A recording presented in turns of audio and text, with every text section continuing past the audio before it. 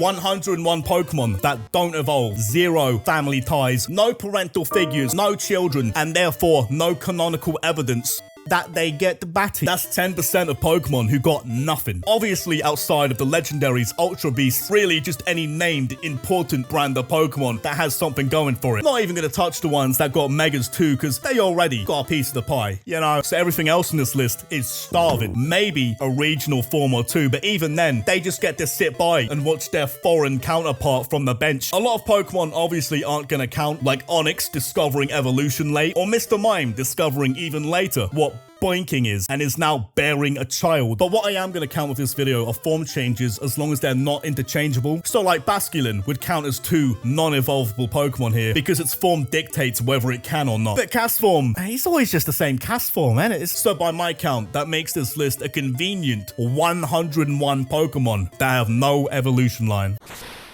I was never keen on this pair. Volbeat, it just rubbed me the wrong way. For some reason, my whole life, I don't know why, I can't even really justify it. I think he's just a massive wanker. He must have looked at me funny on a poster I had in my room or something growing up, but there's something. Look at his head. That receding hairline. It's like the golden ratio for people with dodgy hard drives. It's like the Pokemon Mystery Dungeon quiz was taken by the Goblin Nonce. Gulp. Indeedy. Just who are you? Both, there's 2 of you, who are you? Now this is a video that has Maractus in, but these 2 stupidly forgettable Pokemon. 2 forms! 2 forms! There are 2 forms? I can't lie to you, having just the 1 form is a push for me. What are they even doing here? A male and a female form within your own species. Yet what am I seeing? 0 evolution line. Just what are we doing here? Are this lot Mormons? Soaking only, yeah.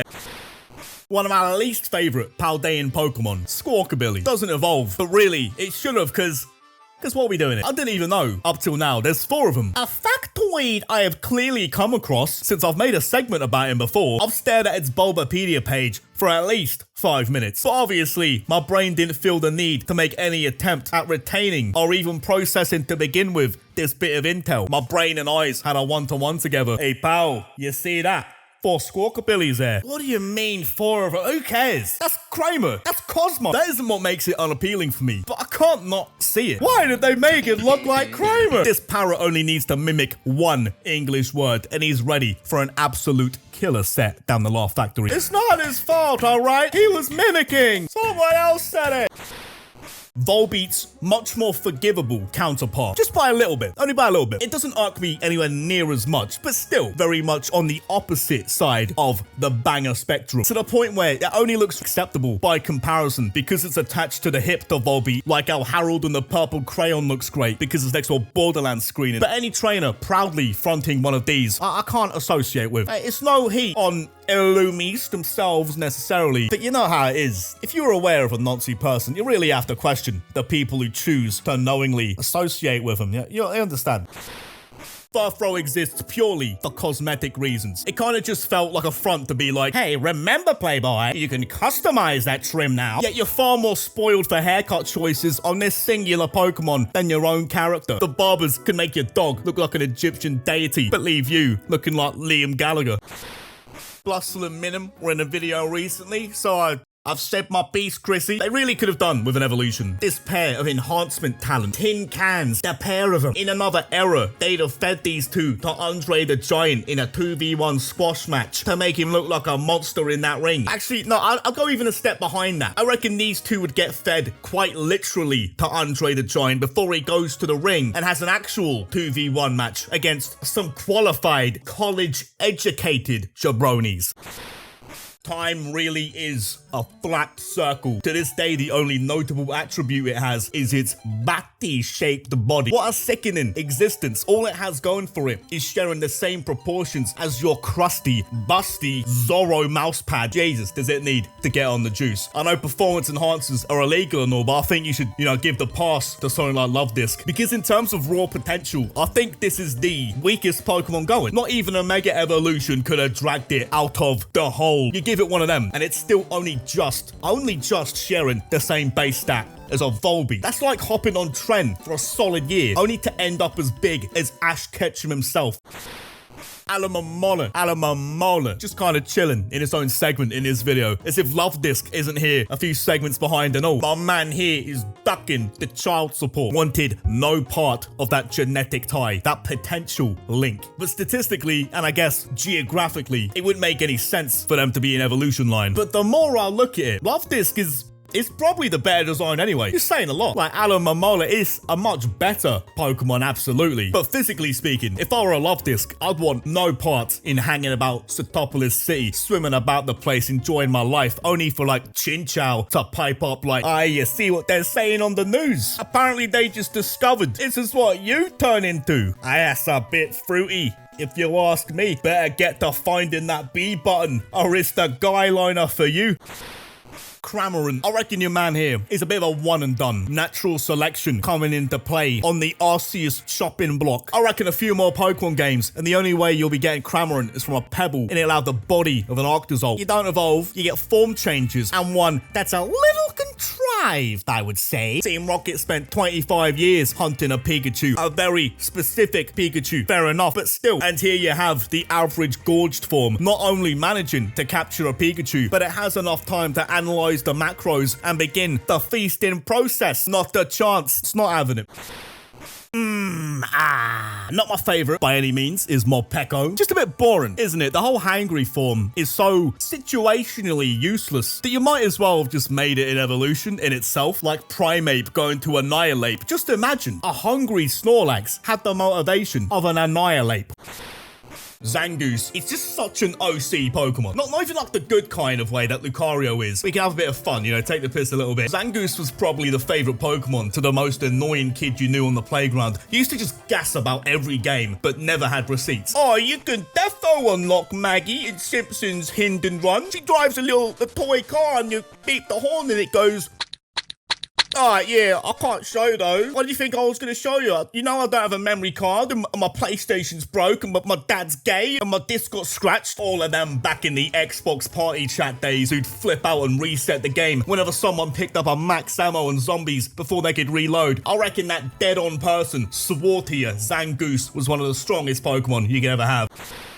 Your man Farfetch'd. Understandable why even with its near extinct rarity, someone still is trading one off for a Spearow down Vermilion City. Do you realize just how lazy you have to be to live in Kanto and you can't be asked to walk outside your house and catch a Spearow? It's not being too lazy to take your bins out. Guy just wanted him out the house at that point. Yeah, can you just trade him with me? What have you got? Yeah, 40 quid. 40 quid, that'll do. Just what have you got on you right now? Pidgey, yeah, I'll have that one. In Kalos, you can even trade Bunnelby for one, which is just as, if not more lazy.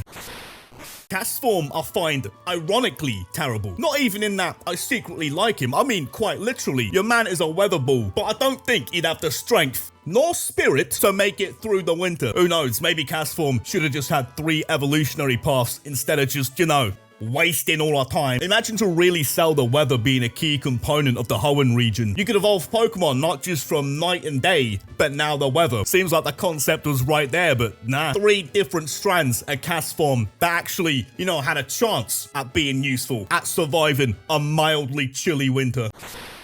The Hisui region, it really pumped up the Basculin stocks. Because even by old rod standards, your Goldines, what have you, these 2 American Basculin are jobbers of the highest order. Now, obviously, there is a Basculin evolution, but the present day pair, they're not even worthy of getting the invite to all that action. They don't get to become a small fraction of a Basculegion. Their bodies and souls aren't even worthy of contributing to the numbers needed towards creating the Basculegion. One of my all-time favorite Pokemon this has slowly become.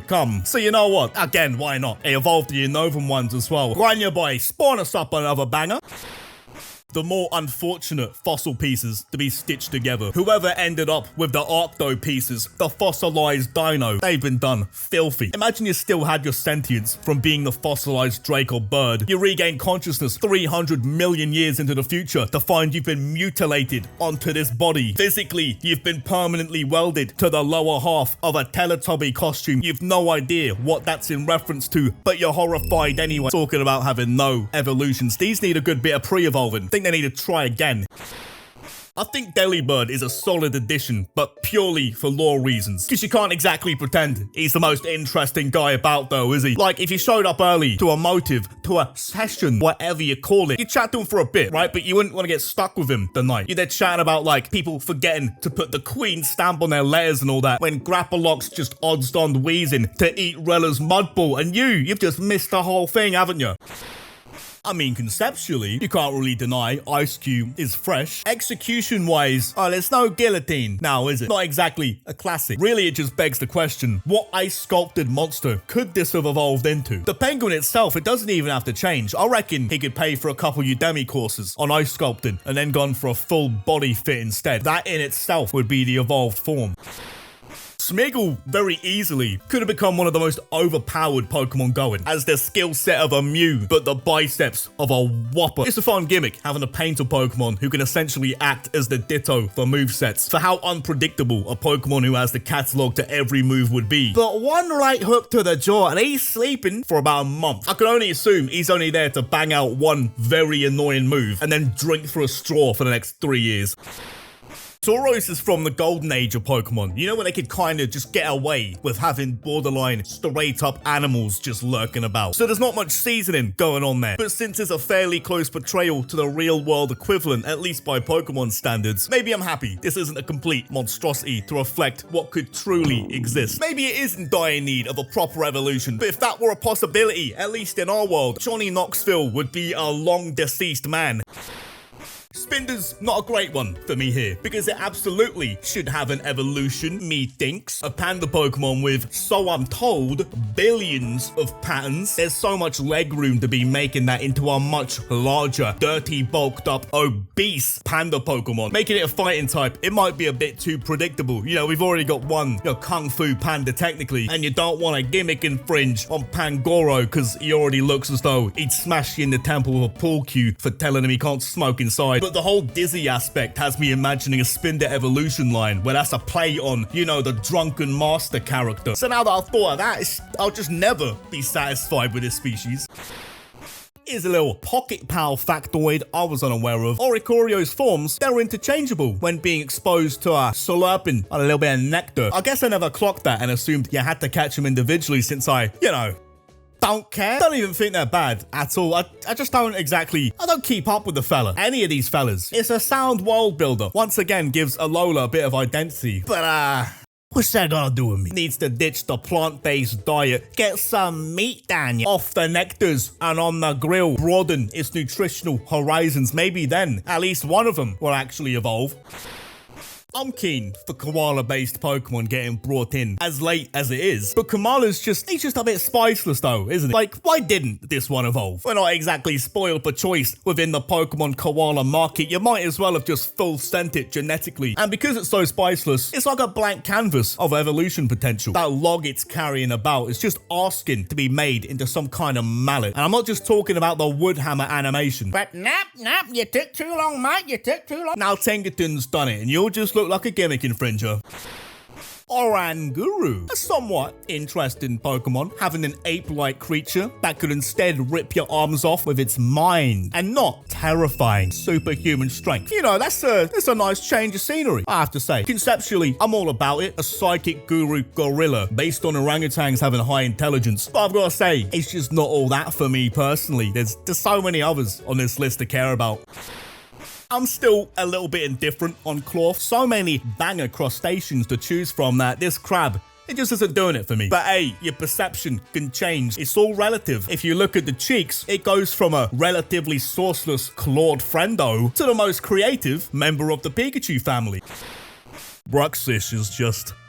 it never gets any easier. It's never not gonna be jarring to me. I really want to like it from the colors alone, and I'm always on about how the backbone of any Pokedex is the circus freaks of the region, but I can't do this. I can't adjust to this looming primal fear in the back of my mind. I experience seeing this like the same primal fear that Ed boys probably have to this very day whenever they see a caravan. I don't think Bruxish should be anywhere near the conversation of evolution. Your man here needs to revert back until it's a single cell organism and try again. And this time, make it less freaky, less lip on that.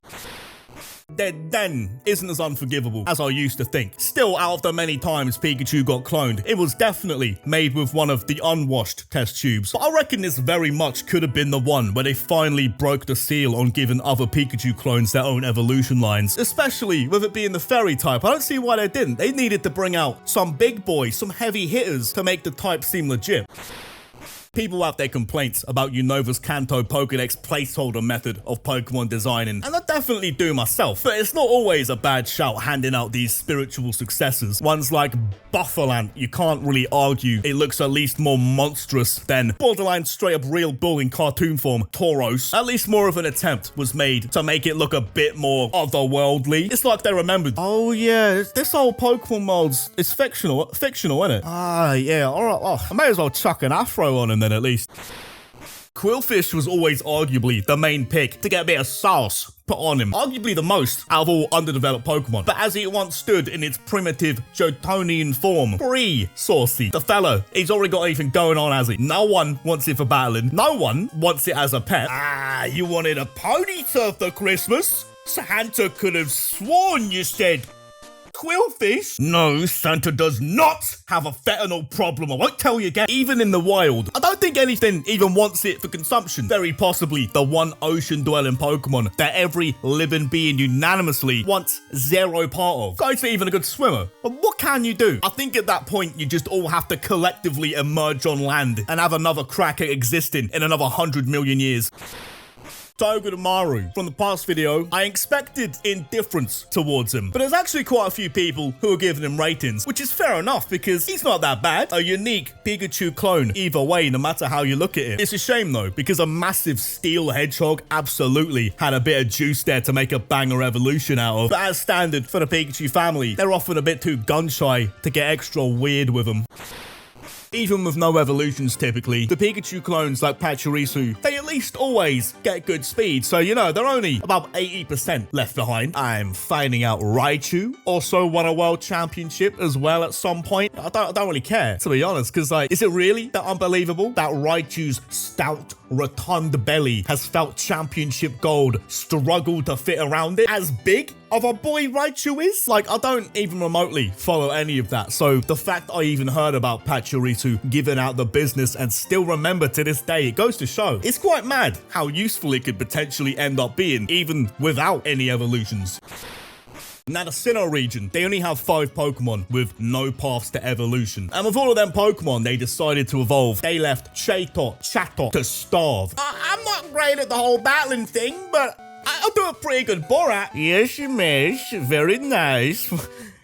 Right, I could do a few Family Guy ones as well. Although it does work this way, sort of being like a Chimecho Pokemon that floats about for the world building. A parrot that can mimic any creature. Definitely made for a good choice to be a mystery dungeon character. You know, aside from Mewtwo and maybe a few other legendaries, it's really the only Pokemon you wouldn't have to do a double take when you see a text box appear underneath with the Queen's English being spoken underneath it. I wouldn't fully be opposed to it, but I don't think it has to be one that evolves. Not every Pokemon has to be ready to be chucked into the monster MMA circus that is Pokemon battling. They don't need to be used to siphon people out their pocket money on the streets.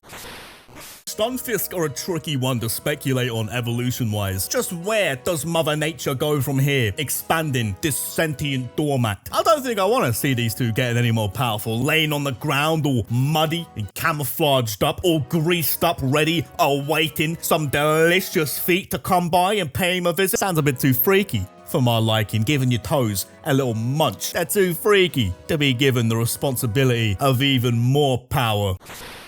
Solrock and Lunatone are both interesting Pokemon to have about, even just for building up Mora Hoen's prestige, you know, as the space region. They can't just rely on Deoxys, a Pokemon 90% of players never even saw in game probably. But that's really all I've got to rate him for. Not even sure you could evolve Solrock and Lunatone. They both seem like a very fixed set of entities. You know, I think they're past that age 25 barrier where their bone formation's already complete. But maybe a full moon Lunatone, blood moon Lunatone, I think that's got a bit of potential. But Solrock, I mean, what happens to the sun in its life cycle? Big, fatty, red giant evolution. You get a slither of a base stat increase from Gen 7 onwards. Final offer. You can take it or leave it. You'll eat what you're given.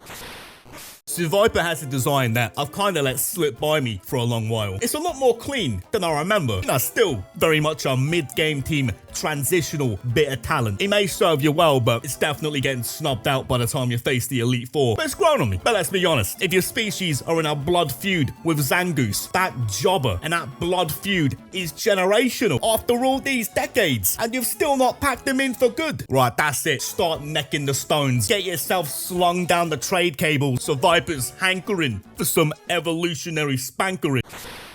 Emolga, yeah, a decent Pikachu family member, while also holding his own as an individual. I wouldn't be opposed to this having an evolved form, now that you mention it. An enlarged, battery-powered flying squirrel. There's gotta be some oil to strike into there if they wanted to. With Miltank intentionally on Nah, it is a female Tauros. Aesthetically too, I feel as though they demonstrate the jump from Kanto to Johto in the same way Poliwrath and Politoed do. It's at least a lot more Pokemon looking, you know, relative to the cows we have roaming about, stinking up Island and feeding. Markiplier, deceptively powerful, deceptively evil. We already know how many Nuzlocke Miltank has buried single-handedly, but when you look at the numbers, 100 speed, 105 defense, that really is a sinister Pokemon to be throwing at your 2 badges into a game with a level curve as low as gold and silvers. Not even mentioning Attract, Rollout, Milk Drink. So you combine all that together after getting a severe case of CTE from a series of rollouts. Your Totodile is smitten, drooling to himself, watching his Miltank slurps from its own udders.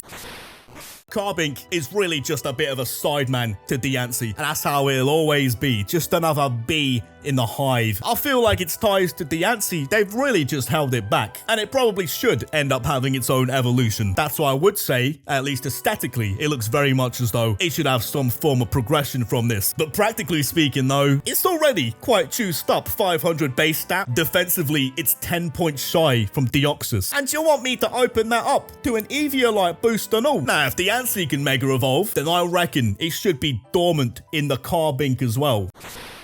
Torkoal's always come across to me like one that really needed some kind of evolution, but it seemed to have aged fairly well as the years had gone on. The fella's had a bit of a resurgence as a sunsetter I'm seeing. You know what, good for him, good for him. It's nice he's getting a bit of usage that isn't just keeping you and them fitties down the Lava Ridge Town open air bathhouse steamed up. Oh.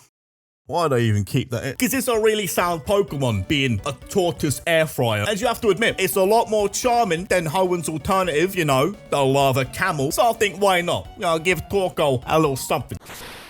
Bombirdier conceptually, it's a pretty good bit, actually. They finally made a stork Pokemon, an animal in folklore responsible for delivering babies, and then they give it an unstoppable craving to drop things from very high places. Bombirdier must have been a patch sent by Arceus to act as a sort of widespread cleansing of the Smoochum species after the heavy regret he must have felt allowing for Jinx inbreeding. It enjoys dropping things that make loud noises. Well, if they drop a baby 100 feet in the air in a crowded enough place, it'll be more than happy with the results. I think I like Veluza a bit more than I originally gave it credit for when Paldea first came out, because that color palette here is looking too tasty right now. No wonder that jettisoned flesh it sheds off is a delectable treat. I tell you, you'd be buzzing to be an Ursaring living near a lake full of these unlimited protein glitch. The pseudo Hitmon pair throw Rogan in his taller, slimmer training partner Sork. Oh, I don't really have a little zinger on Sork's name quite like Throw Rogan. The cogs are turning in my head. There's something somewhere. But no, I'm not going to that one. If one of you wants to embarrass yourself, make some kind of Sork tour kind of joke, you're more than welcome, okay? But I didn't say that, all right? By the way, you didn't hear that from me. I'm leaving that to you. I didn't say I'm a bit cringe, all right? But even out of my limits, I didn't say that. I'd like to officially resign from that joke, that statement. I didn't make that joke, you did, alright? So you have a Judo and a Karate Pocketmon, who I don't think should evolve, because they might as well already be part of the Hitmon family. They don't even have to change the designs, really. They don't need to look like Hitmons, because so many cross-gen evolutions, they already look like a different breed entirely. I reckon they could have just expanded the Hitmon dynasty like the Gracie family, but in this case, dominating a different form of martial art for each Hitmon, and made it an ongoing thing every few generations. It'd make sense for Tyrogue essentially being this blank slate of a martial arts student. Pokemon made a creature based on those underwater homunculi that stab you and in some cases release some kind of venomous primordial goo. I think. Anyway, it's not exactly my area of expertise, these little creatures. You know, it's just an all-around encounter I plan on never having. Really, more of a Steve-O interaction there. Leave it to the professionals and all that. Except, unlike its real-life counterpart, it's been installed with half a dozen cattle prods. You know what? Pincushion. You do you on perfect form as it is. I'd rather not manifest this one going down further on the evolutionary chain.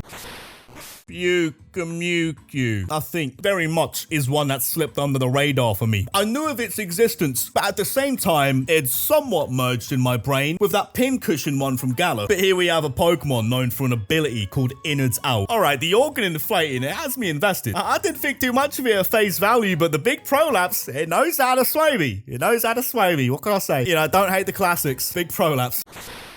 Tropius is another one of them underrated gem sort of Pokemon that just didn't live up to anything it really should have. I don't know how this one didn't get a Mega Evolution, because that's all it could have gotten, I think. Because my man is soft locked, middle stage stats stuck in a final evolution body. The only way you're evolving this physically is in the Duraludon to Archaludon way, where it kind of just morphs it a little bit. Sort of like a, oh, we're not done yet kind of evolution. It's actually one of the few Pokemon you'd argue should have a devolution. I'm telling you, your man, he's in a tough position here, looking like a final form. He needs the stat buff, but he's gonna have to earn it. And the only way he can do it, he's got to start dropping some game to all the other Tropius and start spawning some pre-evolutions. Yeah, you'll get your stat boost alright after you've pulled, but the current standings show you remain to be a weak virgin. I know. Tropius has something in him. 6'7", 220 pounds. He doing hiding in wet, tall grass. He should be in the club.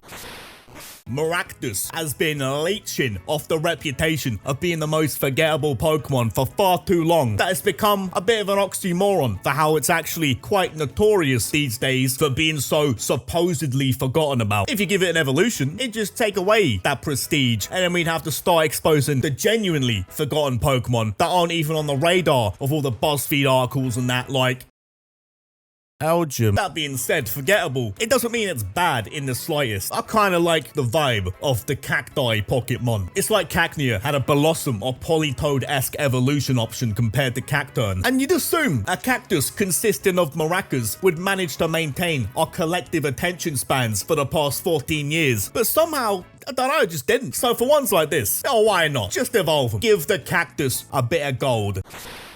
The regional variants of Tauros, they might seem a bit lazy. I know it's just a slight cosmetic change at face value, but you can't really argue. They're just a much more seasoned version. Like I sort of mentioned before, a Kanto Tauros, lock him in a hole with Johnny Knoxville for a few minutes, and you got yourself some top shelf television on your hands. But I reckon you do the same thing with a Paldean Tauros. Easily would have got out of hand. Bit too violent. They'd have to cut Paldean Tauros out the footage like he's Bam Margera. The Stonejourner have grown on me over the years. It's not shy of having a bit of charm, and it probably should remain a solo Pokemon. The only way I could have seen this progressing would have been through a Gigantamax form, making it like the full Stonehenge. But standard evolution-wise, not really sure where he could go with it. I mean, we don't even know what predates Stonehenge, and he's left nothing to the imagination, has he? You've already been harvested from the ground. Maybe they just merge historical landmarks with Easter Island and have the legs grow into 2 Squidward houses for quads. Flamigo, it's got a lot of flair going on for it. A fighting flamingo, you love to see it, because as dashing and flamboyant as it may appear, it's got the same aura to it as a kangaroo. Just a straight kangaroo. Like if you lock eyes with a kangaroo, you'd feel a sinking feeling in your gut knowing you're about to get a free piece. You're about to get folded. Flamigo has that energy to it. Lock eyes with a trainer and you have to battle. Lock eyes with a Flamigo and you're getting filled in. Some might argue the poor man's Glalie is cryogonal. It's almost like Glalie had the hockey mask removed, skinned straight off of him with a boiling hot spud peeler, but it's not entirely sourceless in any way, and it does feel quite final form to me. You'd have to really go out of your way to have a Pokemon that levitates have 0 charm, let alone one that changes physical state from solid to gas. Whether or not it has a say in the matter, that's a whole different box of frogs there. I think I've yet to see another Pokemon that could be defeated via getting vaped. I've gone into the Unknown many times now. I know my alphabet, okay? No legendaries here, but Unknown is far from it. He's a civilian. They just serve to be the fluffer to the legendaries. They exist purely as a cheap aura booster. Because seeing just Entei, it's whatever. You know, you see him everywhere. I saw him down the road. Didn't even stop to say hello or anything, just legged it. But seeing him surrounded by hundreds of billions of unknown pieces, then you know something extra freaky is about to go down. Even then, on the topic of no evolutions, what are the Unknown? What are they even gonna do? Evolve into bold capital letters? They already kind of are, I think. Pokemon movie 57, right, the Unknown. They're here on business this time. Now they're in Times New Roman. Double spacing between them and all. I didn't take Arceus to be a fan of them Oxford-style document settings, but apparently perfect form required if you want to be floating around them. I'm not against the regional set of Unknown. Everybody gangster till the Arabic Unknown show up.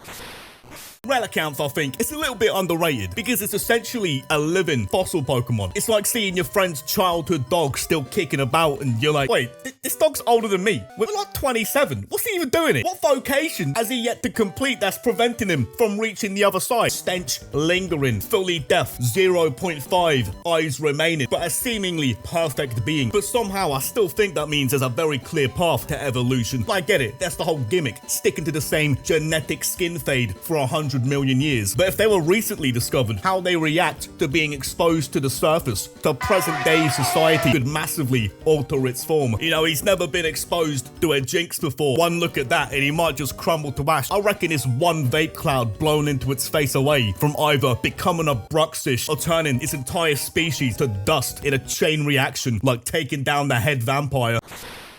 Durant's got quite an intense design on him, and it's already a bit tanked up power-wise, but I guess you could give it one of those softcore evolutions strength-wise, like, again, Duraludon to Archaludon. But then if he's getting one, then Heatmore's gonna have to get one as well, because they're both part of this very one-sided counterpart set of Pokemon. Imagine how invincible as a species you'd feel being a mass horde of like 30 kg, 1 foot tall, steel reinforced ants, only to discover there's an entire brand of creature scientifically named after their habit of consuming you. But you're there thinking, it's calm. Don't yield, men. We're forged in steel. There's nothing he could do to us. And you just see his nostrils sparking up in the dark like he's Darth Vader at the end of Rogue One or whatever, and they just know they're cooked. The fire breathing, it was taking it a bit too far now. You can cook them in real time. Already an ant eater, let alone an ant fryer. That's just overkill at that point. Now, this was by design. Arceus is up in his clouds laughing like a psycho, like he's Johann Liebert watching the ants fall into line. Quite literally. The pair of these, they're fairly underrated, I think, but I don't really see where you could go with evolving them at this point. But you know what? Heatmore's sorted. Durant, though, he could really do with an evolution. I think the guy needs to switch skill sets entirely. Start looking into what career paths he could take to one day become a rock or perhaps water type. You can't take anything away from Sigilyph being one of the most creatively jarring designs floating about. You'd assume it'd at least have some kind of pre-evolution, seeing as though it looks like they've shown us an unknown piece in biblically accurate angel form. Like you finally took a day out to figure out the runes of Alph and dropped DMT before going in. A bit of much needed brain fuel wouldn't hurt anybody. Figuring out what Pokemon could possibly be on this Kabuto puzzle. All I know is there's got to be something more than being a sentient hieroglyph, and with how much the franchise gasses up the Unknown, you'd imagine it's got something saucy kept from us. At minimum, you'd think there's a regional form to be had. Comfey, that's a great Pokemon for the atmosphere, befitting the Alola region. You know, it's one of those Pokemon that helps give the region its identity. So there's no reason to be making any alterations. Hawaiian Reef Pokemon, let it be. Because what would Comfey, what's the guy even gonna do? Its options appear to be quite linear, quite limited to becoming an XL Hawaiian Reef, or becoming comfier. Although it looks primed and ready for at least 2 rounds of evolving when you're mugging for his flowers. When you get a Comfey in its raw dog form, it's just this little shoelaced homunculus slinging rope about. It's looking very first form there, but the stats, they say otherwise. Considering this weighs less than a pound of body weight, your man has the weight disadvantage against a can of beans. You take that into consideration, and Comfey doesn't need any evolution. It's already a pound for pound demon.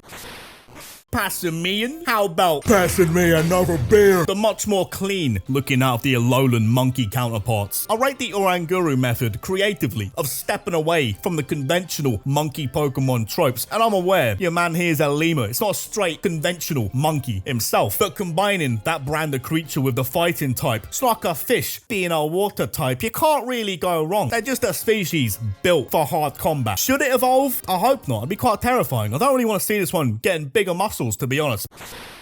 Now, Hoenn is just full of unique little characters, little Weemans. In Kecleon, maybe one of the most unique Pokemon when it comes to a region's, you know, the quirky slot in the Pokedex, the oddballs, the Smeagol's of the world. Arguably the most creative variant of Sudowoodo Pathblocker, a much more usable Mimic Pokemon than Ditto and Smeagol as well. A chameleon camouflaging into the type it's just been hit by, and eventually getting that protein ability down him so he can now change into the type it's about to attack with as well. There's some classic pocket monstering gimmicking. It seems like a really fun Pokemon to use, even if it's not that great.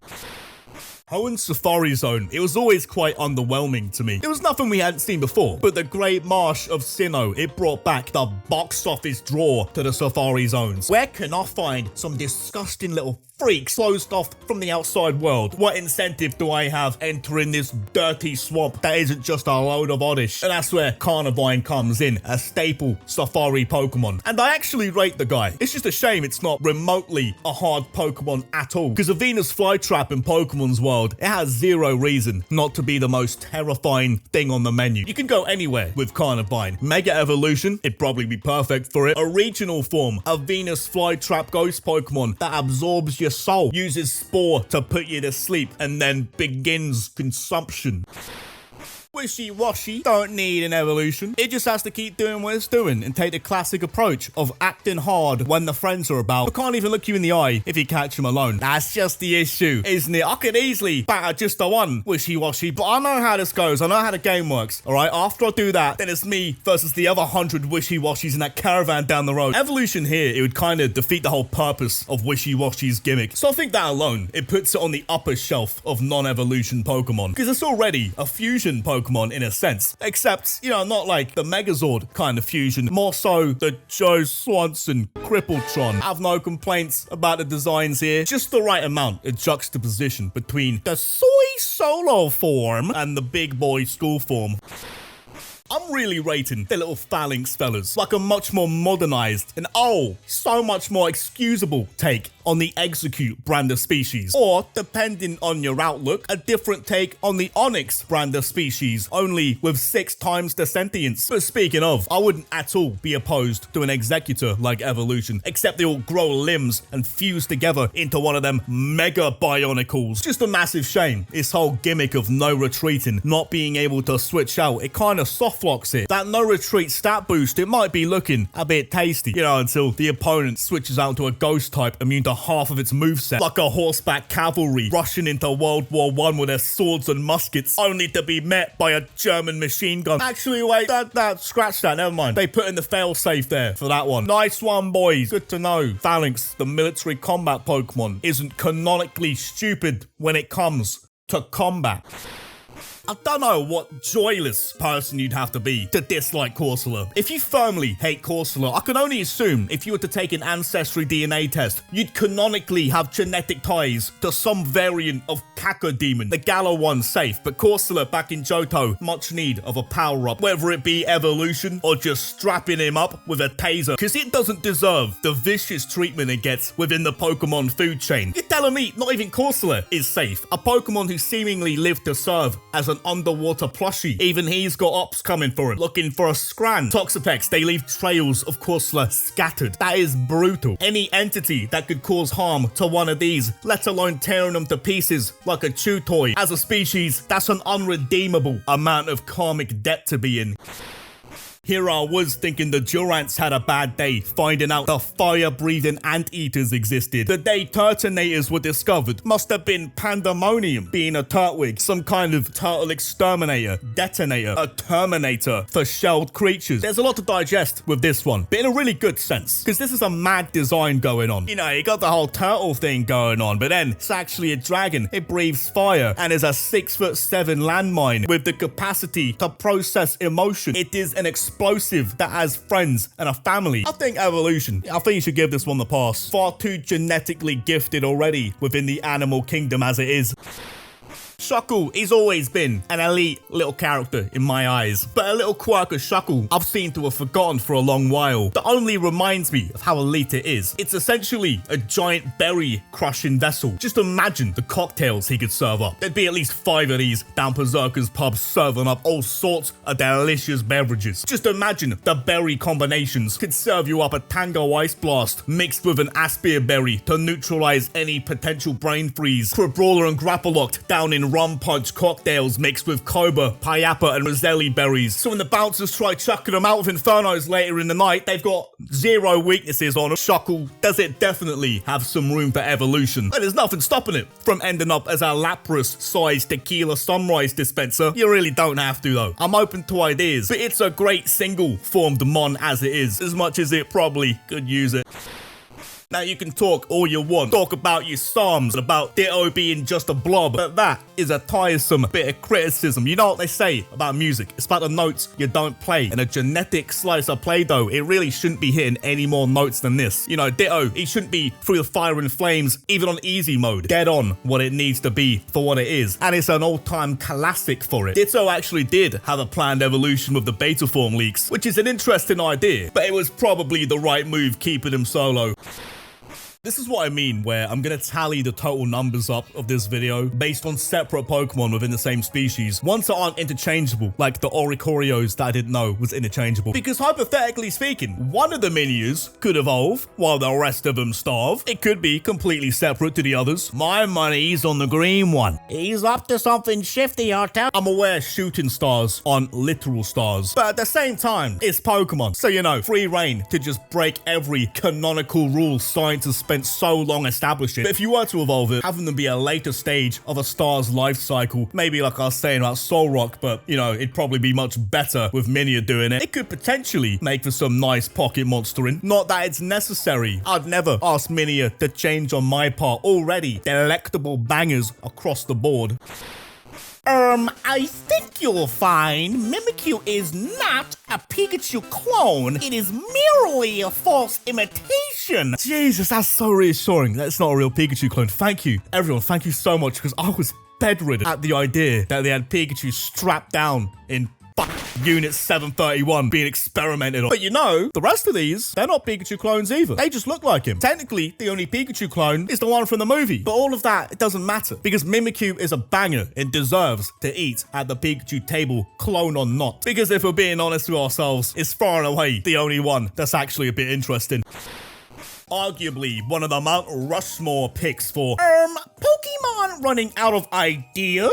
BuzzFeed articles, whatever. Klefki. If you're still somehow in that quite outdated headspace, your mind and brain, they're too narrow and smoothed out like a floor to a bowling alley for what Pokemon should be, you're wrong. Now, I was there myself at one point a long time ago, but the backbone of Pokemon alongside big meaty monstrosities are the freakish otherworldly designs, and it's about to get real freaky come 2025 when Mega Evolutions come back, and my observation hacky, it better be right this time, because I want to be seeing Keyblade Klefki.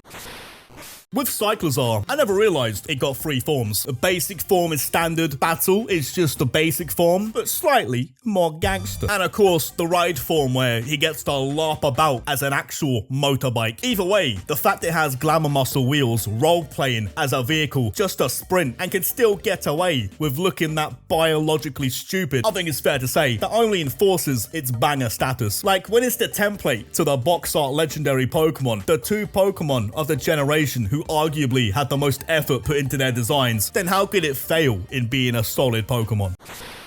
Druddigon is a bit of a baller choice, a very humble selection to have relative to the Dragon-type roster being full of overpowered Pokemon glory hunter choices. Having a solid dragon be its own thing doesn't need the 600 base stat, doesn't need the evolution line backing it. It's like a more accessible to the public pseudo-legendary, not this unattainable myth or unattainable gambling streak reward. Not having an evolution line, it's all about making a statement with Druddigon, because it's nice to have a dragon Pokemon that actually feels like a civilian. Locals the same roots as your fellow Pidgey. The guy's known as the Cave Pokemon. Doesn't get any more working class than that in the Pokemon world. Now that is a mon of the people. I bet he always has Rock Smash on hand. Doesn't even care that it's a low damaging move. Skarmory has been a long since documented weapon. It's actually quite insane how well this Pokemon has aged. So as far as no evolution needed Pokemon go, Skarmory is a top shelf selection. Because for a lot of old Pokemon, the power creep does catch up to them. But Skarmory's had that creep on the register day one. I don't even really talk about how good Pokemon actually are these days. But Skarmory is too much of a menace to not really go into. Resist everything, 2 weaknesses, enough defense to feed a full family of Rattata, all wrapped up nicely in a banger design. Them Galar scientists, they were just throwing rocks at walls until they stuck, and half of them stick very well. Dracozolt also has the proportions of a human stuck in the lower half of a Teletubby costume, but in a much more efficient way. Tinky Winky, how you doing, fella? I can see you've been spamming the hack squats, training with Tom Platz, have we? And Dracovish, it takes a moment to adjust to, but it's a monstrosity in the best way possible. I don't know how they could even manage evolving these. I don't think it's possible. But imagine if the Zolt half did and filled out the rest to match the lower half. What a menace Hawlucha is. Top tier, non-evolution. If you're talking about evolving this thing, look, the base form alone, and the man's got the skill set of a professional MMA fighter. It's airborne. The near 360-degree vision of a pigeon. You think you could ever catch him slacking? He'd know you're behind him before you even knew you were behind him. And he may be a luchador, but first and foremost, the guy's a hawk. If he's playing the role of the heel, don't think a bite in the neck is beneath his moveset. Hawlucha doesn't need to evolve at all. Evolution, it's got his hands tied. There's no more he can offer. Final offer, but we'll give him a new mask. Because what danger could Hawlucha possibly be in? What attribute is it lacking when nature decides, you know what? Remember that hawk? I've given the abilities of GSP and Rey Mysterio. He's had it rough for far too long now. He should be 6'8" as well. Another mon of the people, Drampa, a normal dragon type. Might be half mythical like a dragon, but just like the normal common man, Drampa too is immune to the cold harsh touch of a haunter's tongue. Astonished, Drampa, nah, never, couldn't be him. Low level Lotads be damned. The guy looks as though he's not once been mildly startled, let alone astonished. Flabbergasted isn't even on Drampa's emotional spectrum. That's the least stressed Pokemon I think I've ever seen. The more I look at Drampa, the more I think, them Buddhists, they might have been onto something. You know, the whole Zen thing. Probably should have taken a leaflet when they were handing them out on the high street instead of avoiding all eye contact and desperately trying to muffle the sound of any pocket change. Lapras has the deserved extinct rarity that Farfetch'd claims to have. No one seems to even care. Farfetch'd numbers are dwindling by the year, all for the sake of cooking a few duck gyozas. But with Lapras, I think that's one, if the feds caught you with, they'd arrest you on sight for owning it. You come across an endangered plesiosaur and your first thought is to have him compete in Monster MMA. To you, this majestic creature is nothing more than a giant machete to consensually mug people with for the money out their pockets. It'd be kept behind bars outside the safari zone in a glass dome. But the times are changing. Now there's an abundance of them because people actually cared. You still don't see too many Farfetch floating about, do you? That's all I could say. Can't imagine anyone hating Lapras. I'm open to form changes, but it should stay exactly as it is. A pre-evolution, if designed with a bit of care, with a bit of love dipped into it, I'd be open to as well. But it really doesn't need any stages of evolution. Rotom has a different level of prestige here, because I'm not including legendary Pokemon and playing Gen 4 as a kid. You'd probably assume Rotom to at least be a mythical with the static encounter you get. Only a singular one available for capturing. Because back in the day, whatever you had to save your game before trying to catch is considered legendary. For non-evolution Pokemon, it could arguably get its own tier from its reputation alone as this kind of pseudo-mythical. Rotom in the base form, it's already inside a light bulb, so what would it even become if it evolved? The only way I could imagine it evolving is if they made it like a Wobbuffet or Girafarig's beta form and design it as two conjoined Rotoms who'd invade objects in tandem, like an electric guitar and an amp or something like that. But the way I see it, it's only going to discover more objects to penetrate. That's exactly the way it should be, probably. Doesn't need evolution, it just needs to invade some kind of Freddy Fazbear suit.